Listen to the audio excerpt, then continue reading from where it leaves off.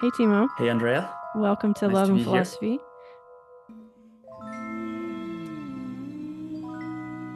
We're just going to have a little chat here about your work and research. Gladly. I'm all ears. I'm here. Yeah, where are you? I'm actually based in Switzerland, in Lausanne, Okay. the French part of Switzerland. You're working on a PhD, right? That's part of what we're. I'm working on a PhD. It's been already 4 years since I embarked on this intellectual journey with highs and lows, let's say.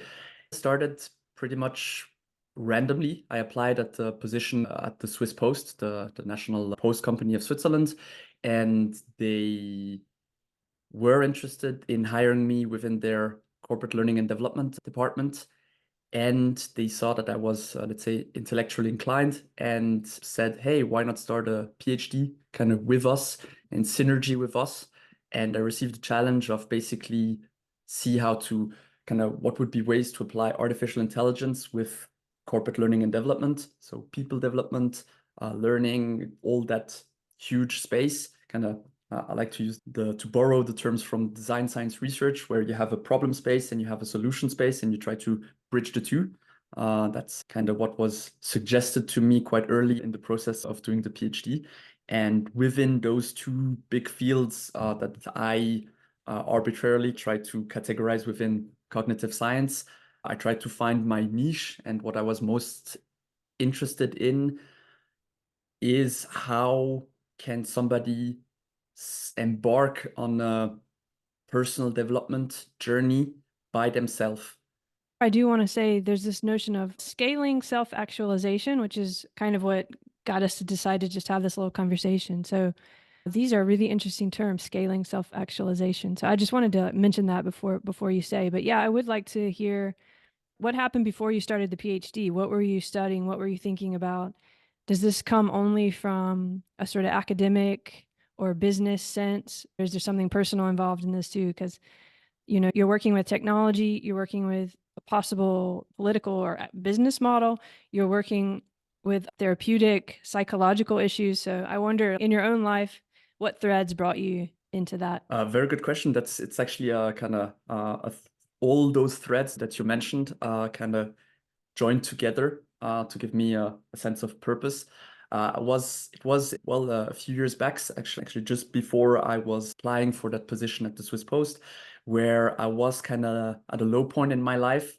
Recently broke up, and I felt a bit purposeless, Mm. and somehow all the stars aligned to kind of make that one North Star that I was seeking kind of light up, and I was trying to pursue that. Is that I North have Star? What do you mean by that North that? Star is that scaling of Ah, autonomous self-actualization.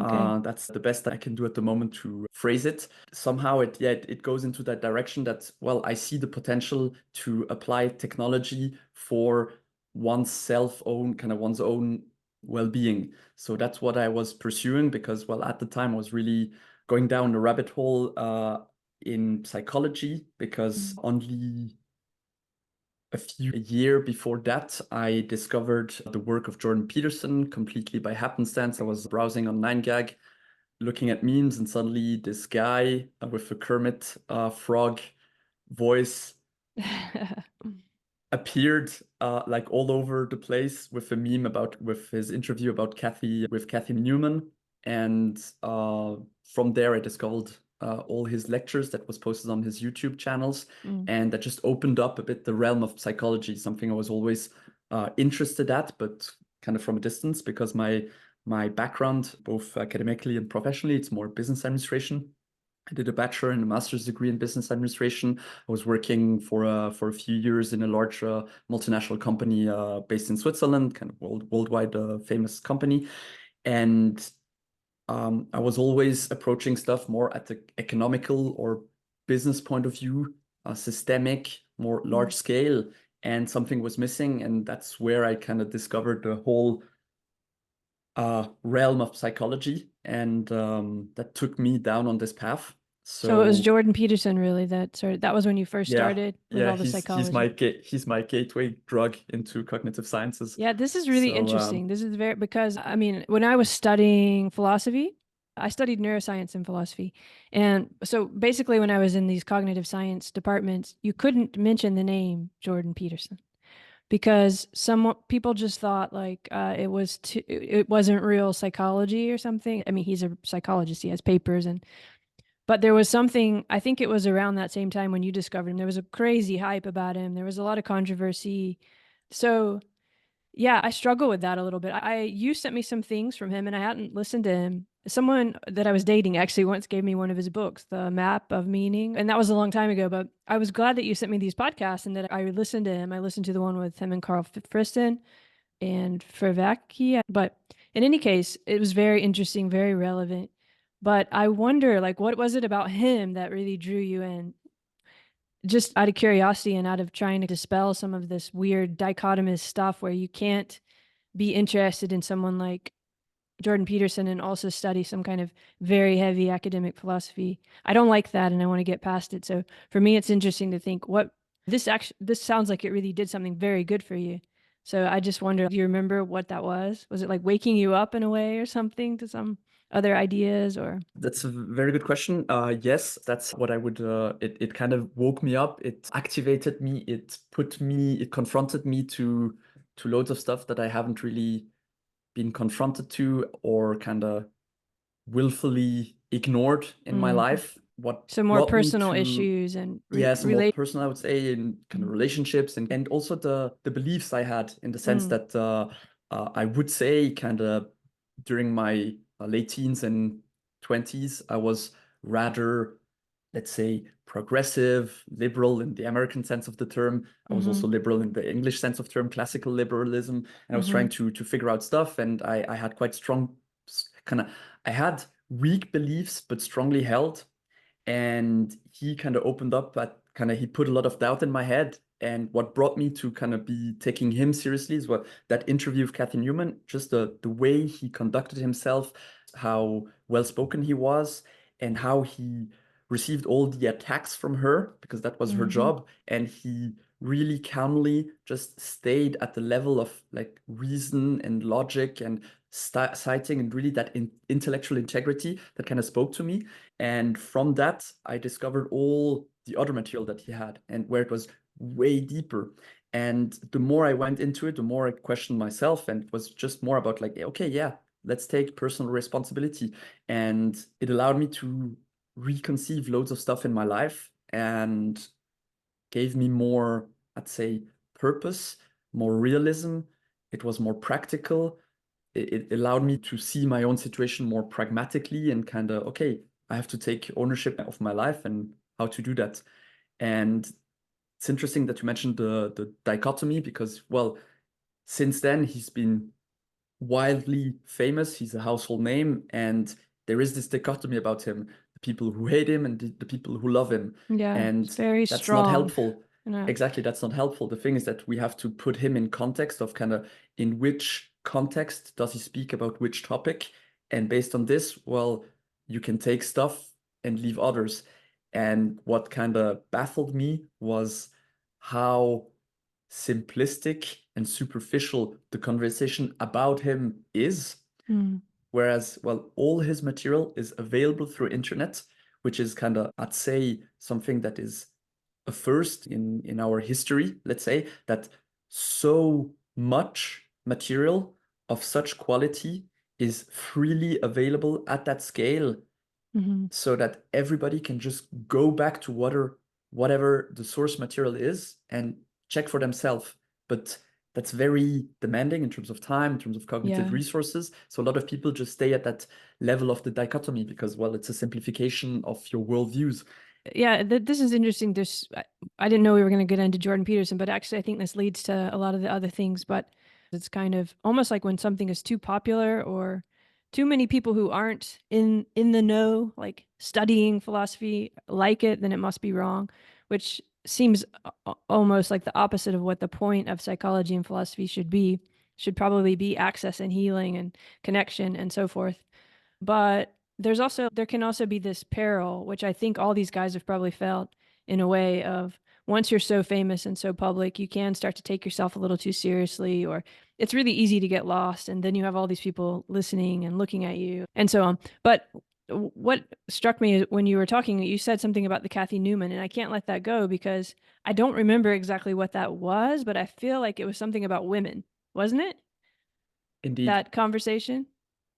It Do you was a remember? whole conversation Okay. that was very, let's say, very I wouldn't say controversial topic, but very contentious topic in the sense that it was about mostly the gender pay gap in the UK. All And right. he was interviewed as a social kind of as a social psychologist in the sense that kind of he was bringing a lot of social study, kind of sociology studies about like large scale effects of personality and how Mm-hmm. does this play into the wage gap and so on, and kind of yeah, that was what it was about. And what I like beyond kind of beyond the topic itself, which is actually kind of merits its own deep dive into really trying to understand what's the reality and what should be said, what should not be said, what's relevant, what's not relevant.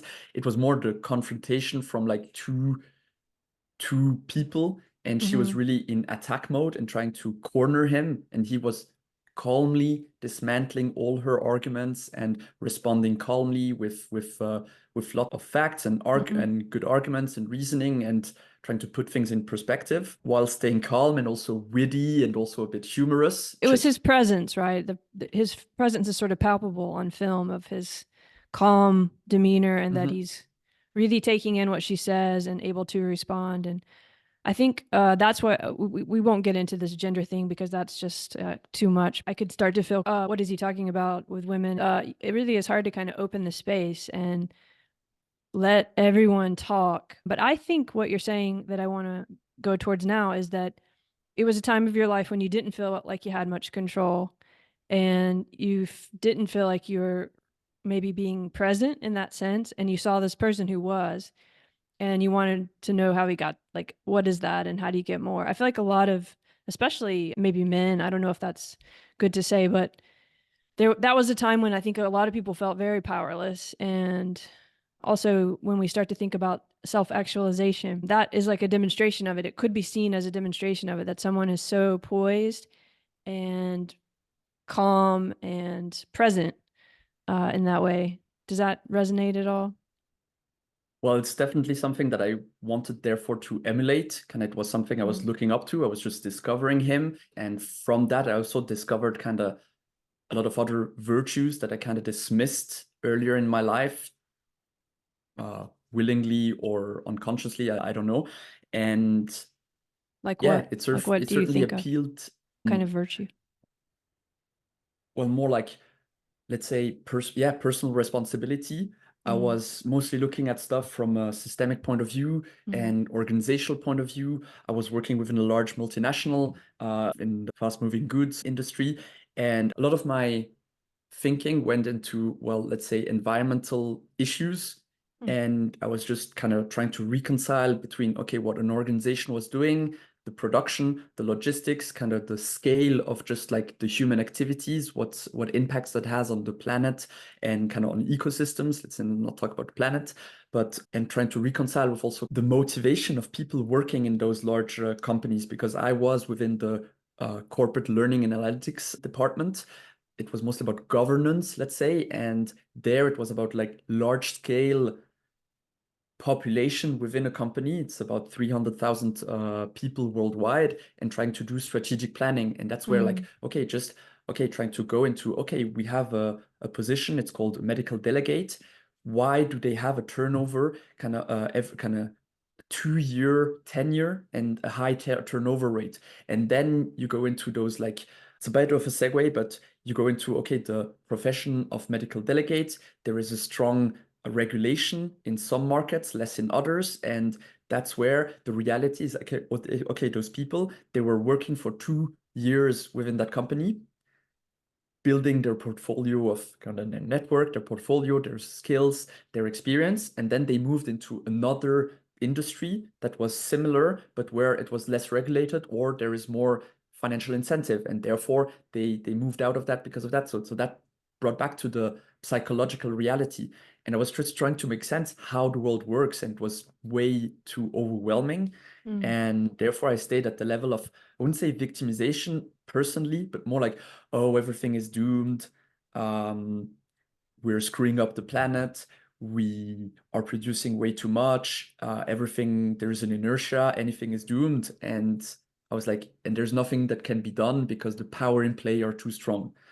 And it Yeah. removed the sense of agency from my life. And unconsciously, I was therefore suffering from that throughout the years. And suddenly I was at the point of my life where I kind of had to reconceive stuff. That's really interesting that you bring in the ecological, because I think that happens a lot when we get involved in environmental issues and we really start to see what's going on and what it's really like, that it can just become, it's easier somehow to just be overwhelmed and feel like there's nothing we can do. And it's interesting for me to think about that kind of a feeling and the environment and the ecological connection. And then also this business corporate environment that you're describing, where it's almost like we have to play roles there. You develop a kind of role and then you play it in that environment. It's very different from this authenticity that I feel like you noticed maybe in Peterson or something, where even if you hate him, you feel like it's authentic or something. So I don't know. It's interesting to think about you being in this corporate environment, but also obviously you had a connection to the environment. That starts usually with a very personal, emotional kind of connection. Were you also kind of playing a role in terms of the business side of things? I'm trying to get at the ideas that I think are motivating a lot of your work now, which is this idea of trying to be better, not only as the scale of the individual, but within the societies that we're part of, and within the ecologies and the ecosystems that we're part of. I guess you weren't feeling that connection at the time, or I don't know. I wasn't, or I wouldn't say I wasn't, I would say kind of it didn't reconcile with other aspects of my perception, my understanding, because just to bring some nuance and balance to what I just said, Mm-hmm. at the same time, there are also so many amazingly competent, but mostly also authentic and motivated and good people working in that large company. And also just thinking back at also what that specific company brought to the world, to different people, it's kind of difficult to reconcile stuff. And especially then more in my private life, in discussions, suddenly just evoking the name of the company with conversation with people, it was immediately that dichotomy of like, oh, I love their products, or like, oh, they're the evil incarnate. Ah, And okay. and I kind of see. Yeah. that's it was a struggle for me to kind of to not feel a lot of cognitive dissonance in that sense. Yeah. And therefore at some point I was like seeing that, okay, I was operating in two different realms and there was no connection in between. And that's where kind of personal crisis, without going into the word trauma, led me to kind of better understand myself. So I did a lot of work on myself with therapists, and that led to a better understanding of myself. And that opened up just the fact that, okay, I was completely disconnected from my emotions. Let's not exaggerate, but let's go with that metaphor of Yeah. I had that dichotomy of at the same time I'm somebody very sensitive, very emotional, and at the same time I'm very, say, logical and intellectual and kind of, yeah, pragmatic and rational, let's say. And there was a dichotomy there. And through the work that was initiated in my personal life and in my intellectual explorations, it slowly built those bridges. And then throughout the years, I was struggling with just like reconciling those things. But it led to a much more granular worldview. And that's where I just like spotted all those. It's a bit easy to say that, especially the considering the title of your podcast, but those dichotomies, those dualities that were split, that were isolated, that were not connected. And that led me to open up the complexity, which actually say I'm still trying to recover from, because even at the same time, it was burning off a lot of dead wood, using a Mm. Petersonian metaphor. It was, yeah, completely changing me. And now I'm still trying to up my new self And that led me to those intellectual inquiries, and where I'm really fascinated about like the capability of self-transformation. And from that, I went into the whole ecosystem of those brilliant scientists that are freely available, kind of that you have a direct connection with them through podcasts. And kind of that's how I went into this space. What you're saying resonates a lot with me. There's all these different landscapes that we live within, or scales at which we live. As you were saying, there's always this kind of dissonance between what the corporation stands for in terms of, even in other people's eyes, what you're trying to do, being an individual or being just associated with that. I think it's very similar to what we were talking about with Peterson too, where that's probably a lot of the resistance people feel. They don't want to be like lumped together with that energy or that group of people without even understanding what that group of people is. So there's always these kind of strange scales that we're trying to somehow make sense of, like put together. We don't really, I feel like that we don't realize that it's okay to have many different kinds of landscapes that you're involved in, and to maybe even be a little bit different in each of those landscapes, but to still be able to kind of look at all of those and reconcile them. It can be very hard. And also when you go deep into the psychology and you start to have your own feelings and emotions that are very strong, that can be kind of hard too, because when you go back into those other environments, I don't know if you ever feel it, but it can feel like, oh, how do I be that person in this environment?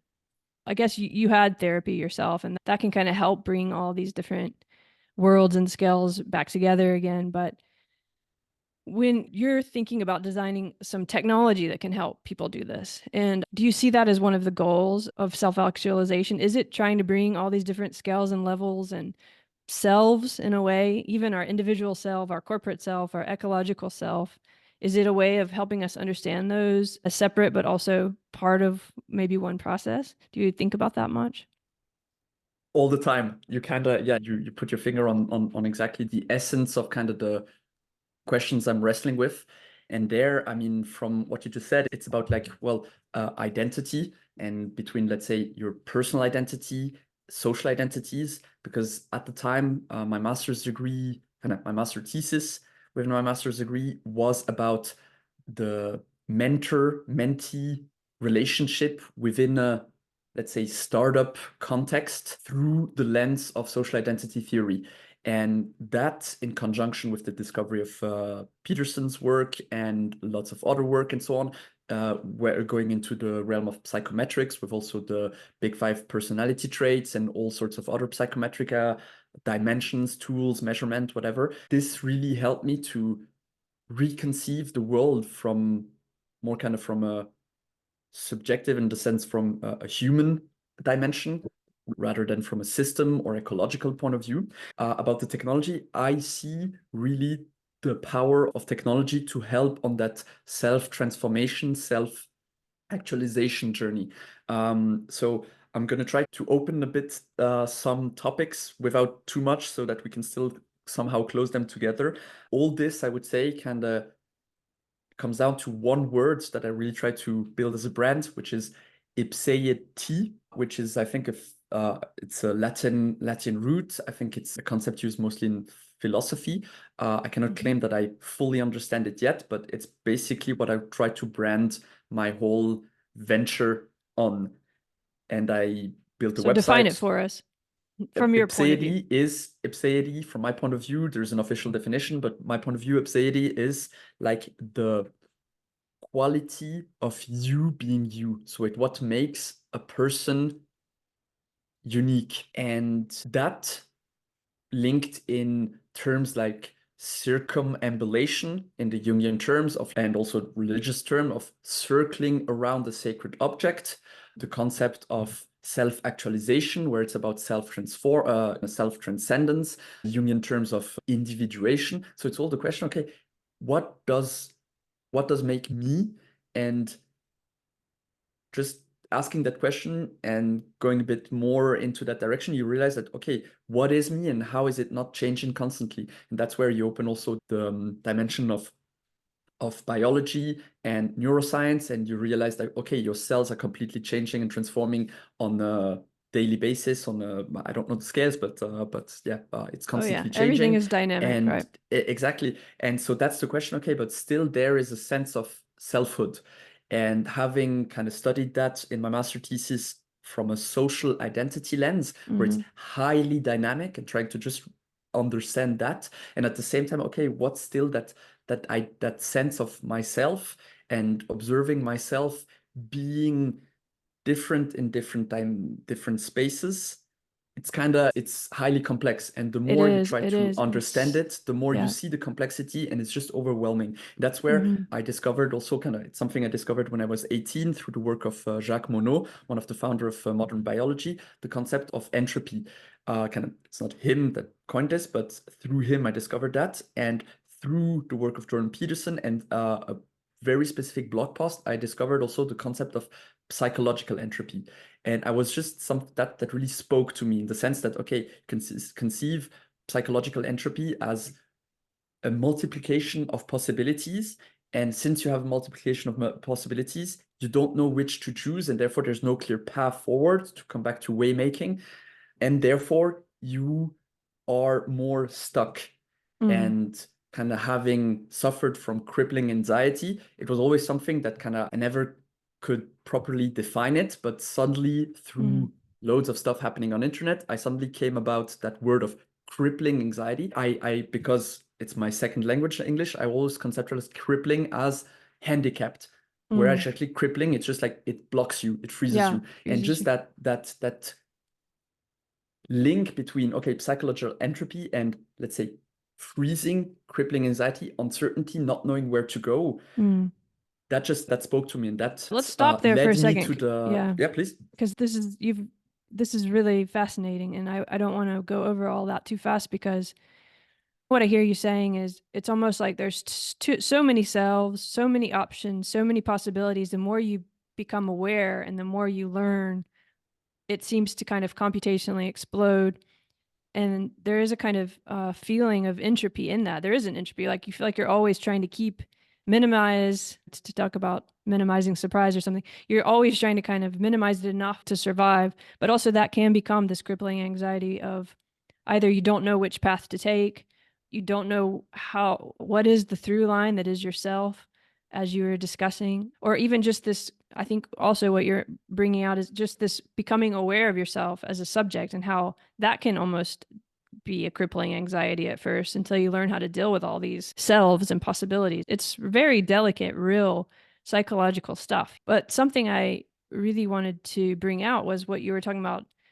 What is it that's the continuity of self? Of course, this is a huge problem in philosophy and psychology and neuroscience. You can look at it so many different ways, but how I've come to think of it lately, and something I'd like to talk to you about as we get into this idea of entropy and kind of where I see you're going as we talk about what you're doing, is that it's a pattern that's similar, not necessarily that your body's staying the same. As you said, all the cells are changing biologically, everything's changing, but there are kind of patterns that are similar and that overlap.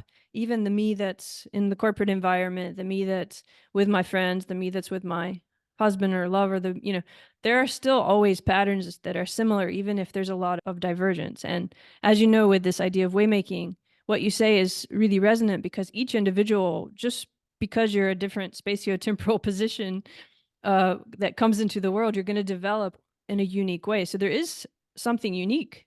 There's no question about it.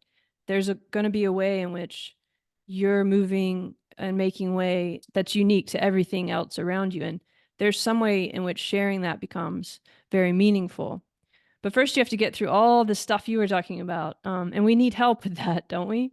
Um, so yeah, I'll just like, how did you start to deal with this crippling anxiety and this idea of entropy, which can seem like something we want to push away, but we kind of have to bring it closer first, don't we? So that's kind of what therapy and what I think your technology can do. But I'm just wondering, yeah, maybe start there, like back there. For sure, spot on, in the sense that, well, let's conceive it in the sense of a journey within a landscape.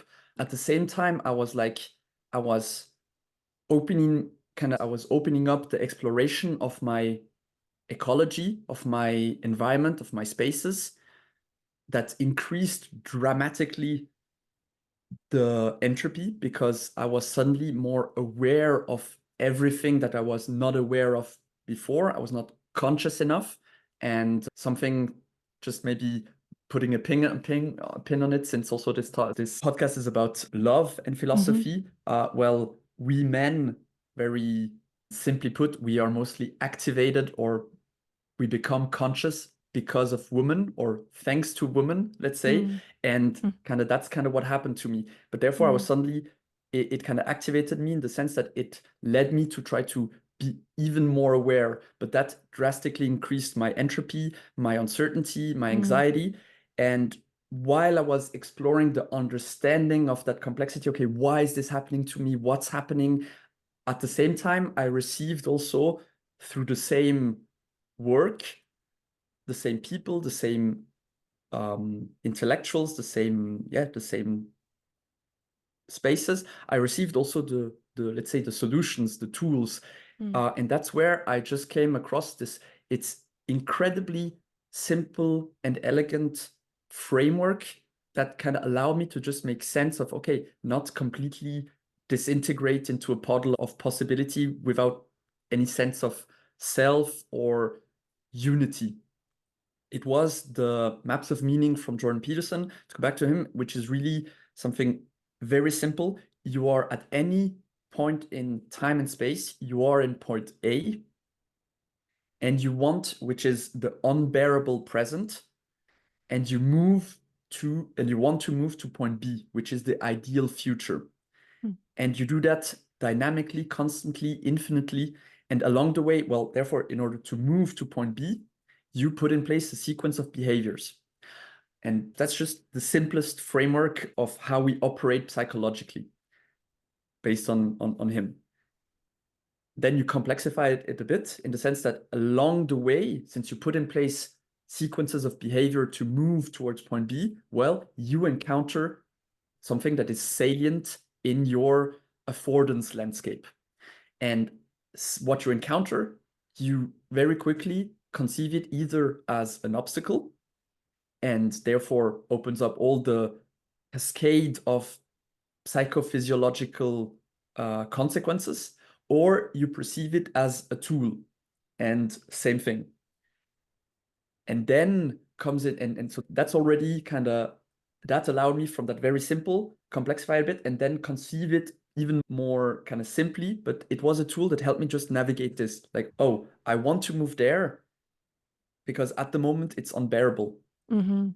Whether I want it or not, I want always to move to point B, in the sense that I could be in the most comfortable situation, lying down and whatever. At some point, I'm going to be thirsty or hungry, and I want to move towards something, or just like micro moving my muscle because it's slightly unbearable. So, and that's where comes in the word of dukkha, I think, from Sanskrit, about life is uncomfort. Yeah, discomfort. Yeah, discomfort. Thank you.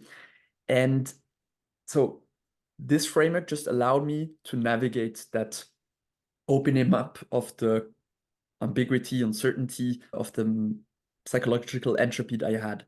And that simple framework then allowed me to move into even more solution spaces, in the sense that then it was at another level of analysis. This is more philosophical, even I would say theological, the notion of chaos and order, and that you are the agent that traverses chaos and order, and that within order there is a potential for chaos, and within chaos there's a potential for order, and just that infinite cycle of that dichotomy that we kind of, I would say, intrinsically, naturally go towards. You can still move beyond that dichotomy while not being completely overwhelmed by the infinite complexity of reality. You got a way to kind of go step back and see yourself as moving in a landscape. This can be just so helpful as just a way to conceptualize that there's space around you. Because in those moments, you can feel so trapped and like as if there's no way you can get out of that discomfort. So it can just be so helpful to even imagine it. Okay, I'm here now. There's a lot of space around. It reminds me when I used to feel depressed, as like when I remember being at the beach and feeling kind of sad and thinking, I think I even must have read this in some Buddhist text, but looking at the ocean and seeing like a little boat and thinking, okay, that's my problem now. And there's this huge ocean, and how helpful that was to just be able to conceptualize this landscape in that way, which reminds me of the ship of Theseus. Do you know this? I've heard it quite a lot recently, so that's another Oh, synchronicity. that's It's funny. been over the past month. I think I heard it 3 times on 3 different podcasts, but I haven't Oh, looked into yet. But okay. Well, I'll do a it's an very indication that brief. I need to. You should look Please, into it, please go but ahead. Yeah. you remind me of it because it's a philosophical problem. Basically, there's a ship that starts.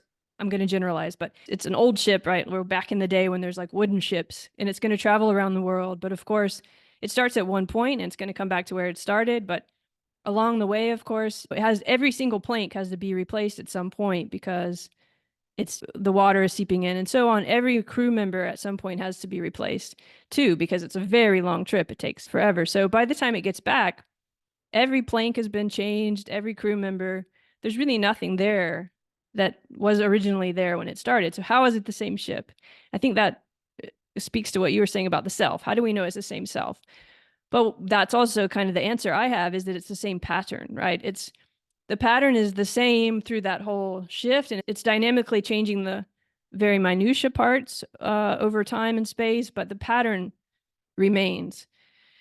And I think that's an interesting idea to juxtapose with what you were saying about, you sent me this Peterson paper and you reminded me of that too. I think it's from like 2012. And he's talking about entropy as uncertainty emerging as a function of this conflict between all these different worlds, or I think he puts it in terms of affordances, right? You have all these possible behaviors, perceptual affordances, and that's where the uncertainty comes, which is kind of what you were expressing too. And it sounds like it gave you a way to conceptualize all of this and to start to reconcile these different scales of self. And also, it gave you access to other people who had been through it and to possible other trajectories that you could see the regularities of those fitting with yours in a way, so you felt less alone. And there's all these kind of layers of how it can help. So that said, I want to know, what's this grateful chatbot in the paper? I read a paper of yours and I'll link to that. But in that context, what's this grateful chatbot? Just maybe briefly, what are you trying to do? And because to me, it sounds like you're trying to do something like this gift that you received from this access of technology and openness in terms of Peterson and probably others. Definitely. So to link that back to really from the very deep and very abstract and very philosophical, it helped me to conceptualize, it helped me to navigate, but I was still stuck with, okay, what should I do? Because despite suddenly constraining the possibility to, let's say, my immediate possibilities, the immediate possibilities were still almost unending. And there was like, okay, I need to point at something following his suggestion. That's where I also discovered, kind of suddenly stumbled upon an interview with Elon Musk where he says about like, okay, first principle analysis. That's why I went deep into really, let's say, the kernel of our psychological functioning or way making Mm-hmm. with that maps of meaning. And then I was like, okay, I need to do something about this. And that's where the sudden realization of, okay, I want to scale autonomous self-actualization. So let's start with scale. Scale is about like, how can we, well, scale it up and scale it down? Then it's about self-actualization. And then scaling is mostly about technology, let's say. Self-actualization, no, sorry, then comes autonomy. The thing is that, okay, autonomous, you want to do it by yourself. And then the self-actualization. I would simply put, conceptualize that every self-actualization, self-transformation, development, growing, learning, go through a conversation, whether it's a conversation with yourself, with other people, or with, let's say, an abstract third party, whether it's an object, a landscape, a deity, whatever. The thing is that all those conversations have huge entry barriers for loads of people, whether it's financial. I mean, a coach, a personal coach is very expensive. Mm-hmm. There is time in place, but that's just the financial piece. Then there is the cognitive limitations, the emotional limitations, the cultural limitations, all those barriers that makes it quite harder for people to go into that conversation about their own transformation and development. Mm. So that's where I see, okay, you need a mediating agent. And that's where I was starting to discover technology on the technology front. Chatbots became very huge, and there was more and more buzz about it. That was back in, let's say, 2014, 15, 16, and so on. Even kind of really when it was like, I'd say at the height of hype before 2022, it was, I would say in 2018, 19, it was really like one wave of chatbots, of conversational Mhm. agents. Before Chat Then I was, GPT. yeah, before, that's way before that. Mhm. And there I saw that, well, chatbots would be a great way because it's interactive, it's dynamic, it simulates a conversation, whereas it's not a text because that's also very cognitively demanding for lots of people. It's not a conversation audio because the technology was just not for speech to text to speech and so on. It wasn't really there technologically. So I was like, okay, let's go with no code solutions, meaning that I don't have to code because I don't have a technical background. So let's build a chatbot that would mediate.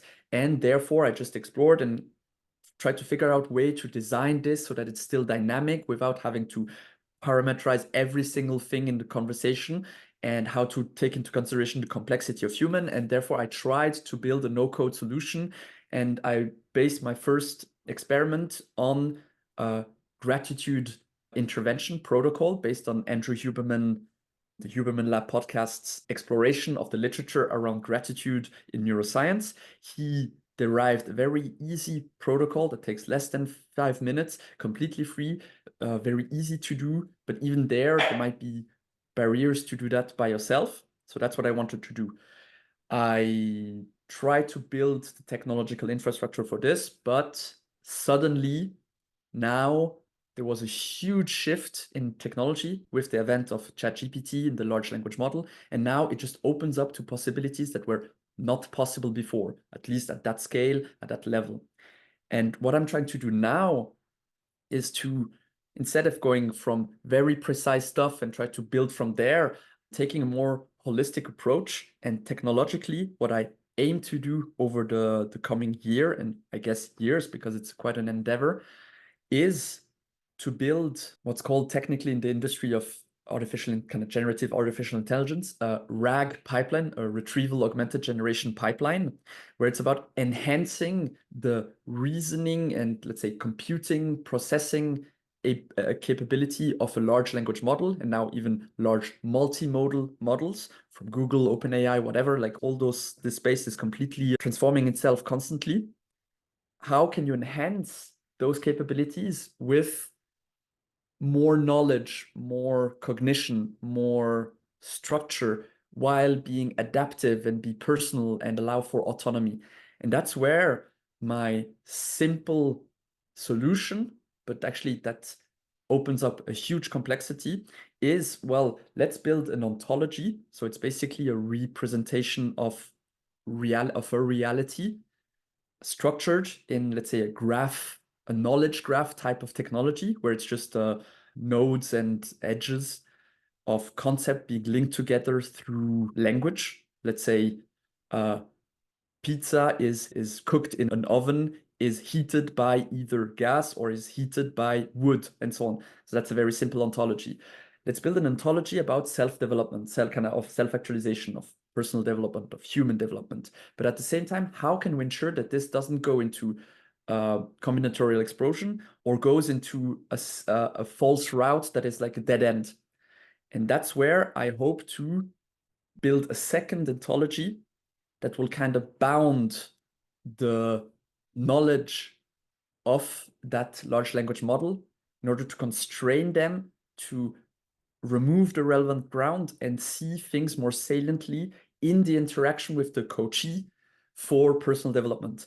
So very simply put, an ontology that is about cybernetics, which is about helping the machine navigate through the immense knowledge that we have over the whole history of mankind and beyond about human development, and an ontology which is about the knowledge about human development.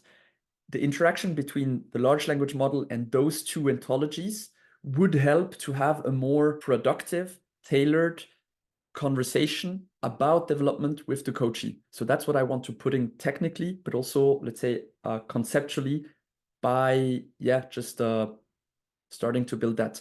And that's what actually has been done by science, let's say, over the past hundreds years. The thing is that now, instead of human doing that, the machine can do it by itself, hopefully. So simply put, Well, that's what I that last part aim is at. kind of tricky for me. This machine can do it by itself because, as I understand it, you would have to train these algorithms. I mean, even if it's Chat GPT, it's always trained, and the information is often coming from many different sources, and that's why there's still like this kind of entropy. Or, I mean, you don't really have the entropy in the machine, but you have this in the relationship. You still have the entropy because there's always kind of differing views still coming in the training data. So I kind of wonder, first I should say I love this idea because to have something you interact with daily in a way that's not static and that's kind of helping you actualize in the sense that you described seems like no brainer, definitely a good idea, but also dangerous in this way that I was trying to describe, because if the training data is only coming from you for your interaction, you're going to end up in loops, aren't you? No matter how smart the AI is. So I wonder if I'm just missing something, or like, have you thought about, yeah, is it trained from therapists like in real life? Is it really, are you really disconnecting it completely from the human That's coach? the let's say the problem space that I want to find solution for. And those are the challenges, in the sense that, well, first of all, we have to go beyond the dichotomy of is it good or bad. It's neither, in the sense Yeah. that, well, it's one solution to a very complex problem, and it's one, what I aim at is an artifact, and therefore it's an object, and therefore it should be conceived either as an obstacle or as a tool, to come back to the Petersonian maps of meaning. So this is very pragmatically, it's just one tool in the arsenal of a person to navigate their own, let's say, conceptual landscape. That's where I see it's when the rubber hits the road that is actually kind of, it's on in those details that it's the challenge. But conceptually, well, I perceive large language model, so this new form of generative, kind of this new form of generative AI that we have available now, I see them as both a knowledge engine and a reasoning engine. And without opening up all the complexity and technological complication behind, I see them as they basically were artificial brains that were trained on everything available to the people that trained them. And through this, because people are using it, somehow it is sufficient for people wanting to interact with that machine. So I consider like they have been trained on, let's say, everything. It's incomplete, it's biased, who cares? What I want to do is use those capabilities to just crunch through every piece of knowledge that we have available about human development and build an ontology upon of that. And there, my own assumption is that another ontology about cybernetics, since it has been well studied, putting the principle of cybernetics into a, let's say, another large language model that would be specifically trained or fine-tuned or constrained by this, would allow a more targeted and relevant usage of that knowledge. And we could go into loops, or we could go into opening up the possibilities. But that's where cybernetics should constrain it, because it's based on a goal to achieve. And therefore, it should always find a way to either open up or close, or open up and close, and through the iteration. And it's very conceptually and pragmatically, I see loads of solution, but kind of that's where I'm at, and that's what I'm pursuing as a challenge, let's say. That's interesting. So you have to find a way to build in, it goes back to what we were discussing in terms of entropy in a way. You have to find a way to build entropy into the system, but not to the point where it's going to crash the system. So in terms of cybernetics, it's almost not like a loop. They call it a loop, but it's not really a loop. It's more like a spiral. You come back, it's that pattern thing again. It's the same kind of pattern. You're coming back to the pattern, but you're observing it and it's changing each time. There's a little bit of entropy that comes in that you have to deal with, and in dealing with it, you grow and change. It's that very delicate kind of spiraling that I think you could build into an AI. And I think one thing I do want to bring up is that you start with actually the group, right? You talk about how to build like resilient and adaptive public relationships and systems. So maybe that's a way too, that if you're starting with a complex system, if you have a lot of input and a lot of different systems, human systems, working with it in that way, maybe that's already kind of at least a solution in the short term, and in a way to kind of work it out so that when you get to individual, you have a lot more entropy, good entropy. Sometimes entropy sounds such a bad word, but sometimes that uncertainty of one system is the certainty of another. So when you have this group of people, you do grow and help each other. So I don't know, that's just a lot of kind of thoughts. But I guess before we go, what would you like? What do you really want for this? I think it goes back to the boat. I think you said you want it to be kind of like the captain's first mate or whatever, helping the person navigate through the waters or something. Do you still see it like that? I see let's say, the social landscape is a fleet of boats navigating the ocean of transcendence, and that technology, that artifact, the tool would be the first mate of a person's boat, and they are the captain of their own boat of self-actualization. To come back to the metaphor of Scott Mary Kaufman, that technology would be the first mate. So it's not in the driver's seat. It's just a help along the way. It's the first mate. And then that's on the individual, because I start from the individual, but then it translates into, well, the social landscape that we're in, and everybody is on their own ship, but those ships are navigating the same water. And that's where you open up a whole other can of worms and complexity and challenges. And in the paper, I try to highlight where I would like to go next, which is a public sense making, a social landscape sense making, rather than let's say an individual sense making machine or tool or artifact.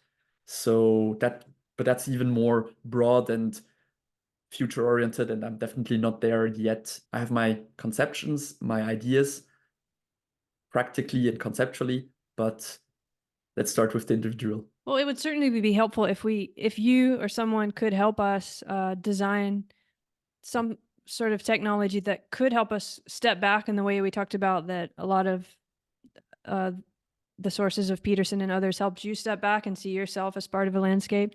I feel like in terms of the political and social environment, we kind of are stuck in these trajectories, and it's very hard to get everyone to collectively step back and see that there's many other trajectories, there's many other ways of being in this water, this ocean, of even getting to the same place in the ocean. So I feel like you're heading in that direction of a way to give us that kind of a perspective. So I wish you a lot of luck with it, and we'll have to talk about it again once you've proceeded further. But last question, if you think about yourself back in that moment when you were needing some help navigating your boat, how would this have helped you ideally? Like, what would you have done? Would it have been a daily thing where you're talking to the chatbot daily, or like, how would you imagine that you back then? Back then, obviously, I had the vision and, let's say, fantasy of being Iron Man, Tony Stark, and discussing with Friday or with Jarvis, and just having somebody that I can converse with, that would help me to put things in perspective, to kind of see where you're going into that direction. Are you sure? Is this logical? Does it make sense? Hey, be careful, you need this, be careful, you need that. Hey, there, you're doing a good job. So everything that, let's say, people would bring you, I hope a machine can, no, everything that you would hope to get from other people, you would get also by the machine, just in order to ensure the minimum to be able to function more properly as a human being, and also feeling more well-being psychologically. So that's what I would see interacting with it daily, and just a companion that helps you ground yourself and helps you figure out stuff and helps you navigate to that companion that would help you understand the point A you're in that is unbearable, what you should do to move to the point B, to understand which point B you want to aim at, to Mhm. make stuff irrelevant, even further irrelevant, that you think are relevant, but actually are not. Or on the contrary, all the things that you think are irrelevant, but actually should be relevant, make them relevant so that you can have a better path. So it's really a navigational aid. It's a GPS for your conceptual landscape. That's how I would phrase it. I actually like that a lot better, as thinking of you as the captain of your ship and you have a crew, but actually this isn't one of the crew members. It's actually a tool, or even maybe a smart ship that helps you in that way. So that kind of shifts it. And then it becomes a facilitator for your human relationships and your human life, rather than something that you're just waking up and spending your day with this AI machine. I mean, that could also be that you just get stuck in that relationship. But actually what you just described is more like a facilitator, almost like an emotional sort of GPS as well. But it's, I think, is it right? The main facilitation is between you and your ecology, all the different scales of beings that you're interacting with, not just you, yourself, and the machine. Indeed, definitely. Yeah. That's yeah. Okay, well, that's great. Well, I wish you lots of luck, and thanks Thank for you. reaching out and sharing it. It's really been interesting for me to even just to open up to Jordan Peterson. That was an important thing that I hadn't done yet. So thank you. My pleasure. Thank you. It really helped to better phrase my own stuff at the moment. So thank you for this. It's been really engaging conversation. Thank you a lot, and looking forward to the next one. Yeah, me too. Be well. Thank you.